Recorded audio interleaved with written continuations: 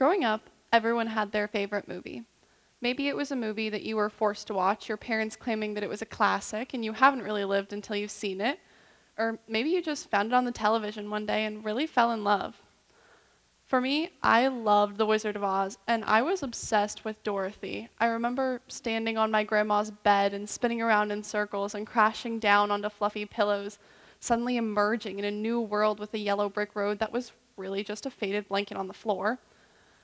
I dreamed I had sparkly red slippers, and my stuffed dog sat in a basket on my arm, my own Toto. Now, clearly not everyone is going to think of The Wizard of Oz, but you have a movie that immediately came to mind for a reason, and for many, it's a character.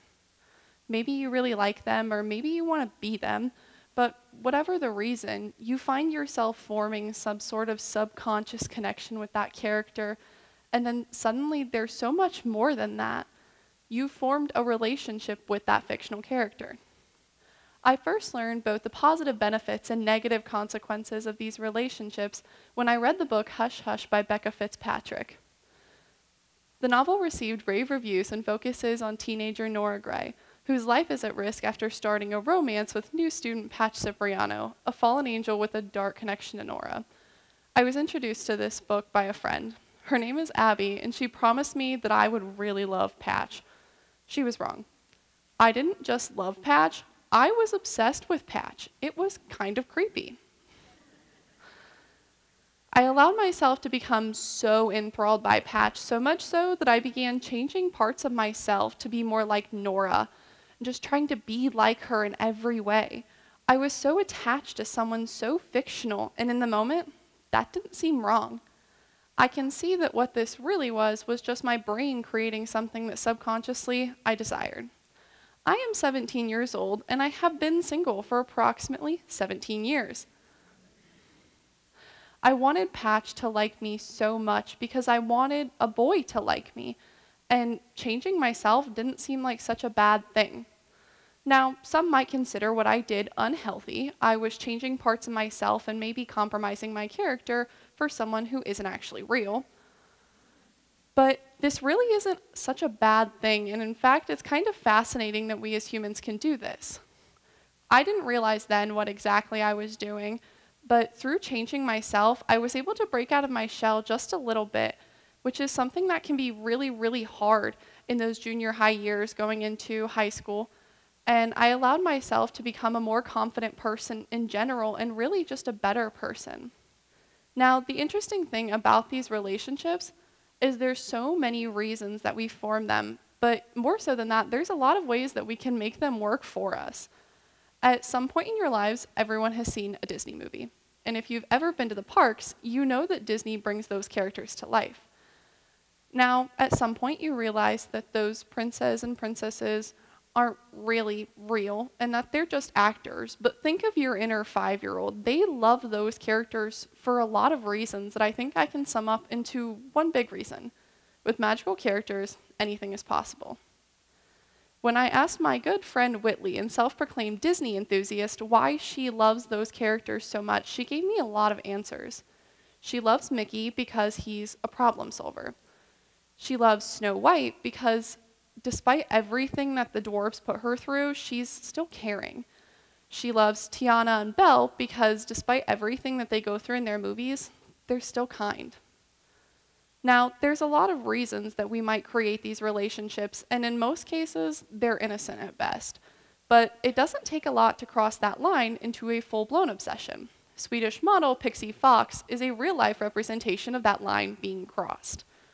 Over the course of her life, she's spent $120,000 on plastic surgery and has had 6 ribs removed to get closer to her goal figure, which she told US Magazine was initially that of Tinkerbell, but has since shifted to Jessica Rabbit. This started out as an innocent adoration for Tinkerbell, who Pixie claims was her favorite Disney character growing up, but she let it cross a line into an obsession. But the thing with this line is it isn't a line that has to be crossed with these Disney relationships.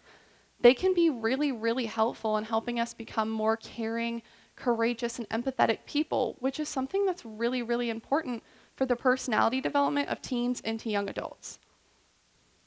Now, when I say the name Daniel Radcliffe, what is the first thing that comes to mind? For many, it's the world-renowned boy who lived, Harry Potter. Now, even if you've never seen the books or watched the movies, chances are you've heard of Harry Potter because it's just that popular. The Harry Potter universe is a universe that's truly unique and is virtually perfect for all kinds of attachment. Hollywood Studios in Orlando, Florida even went as far as to give this crazy world its own section of the parks. Now, it takes a lot of dedication to recreate a world as unique as Harry Potter's, and one thing even more so than that, money. Orlando Weekly says that the Harry Potter parks gross around $1.28 billion annually, and those expenses are seen everywhere, from the wands to the robes to the scarves, which are all sold within the parks and are extremely expensive. Now, while this attachment can lead to a pretty pricey hobby, not every aspect of the Harry Potter universe is bad. In fact, quite the opposite. A 2014 study found that people who read Harry Potter had greater levels of empathy. The theory behind this is that this is likely due to the fact that Harry often aligns himself with outcast groups in the books and movies, like house elves, who are treated like slaves by other witches and wizards, to those who don't have magical parents and are really treated as outcasts by everyone. Creating empathy is something that's really, really hard, but I think it's very important to recognize that Harry Potter can do this because empathetic people tend to be more well-rounded people in general. And this is really important going into adulthood, to know how to form empathy and to just have it, really. Now, you're probably thinking about how all of this relates to one another. I've talked about a teen fiction novel, the timeless world of Disney, and the Harry Potter universe. And while these things are all unique on their own, I want you to take one thing from them. I want you to picture a fictional character in your mind that you love. It can be whatever reason, just a character that you really like. Got it? All right. Now, I want you to ask yourself if the relationship that you have with that character is really a good thing or not. Are they helping you form empathy? Are they helping you understand courage and gain that? Or are they making you change yourselves just a little bit too much? Now, if you think that you might be changing yourself a little bit too much, that's okay, because you recognize that you're doing it. And I don't want you to stop reading books or watching movies, because that's not the point of this talk. I want you to learn that there's a line between obsession and adoration. And I want you today to be able to walk right up to that line, but not cross it. Because crossing that line could mean losing sight of your own storyline in the name of that character. And in the end, the only thing that really matters is your own storyline. Thank you.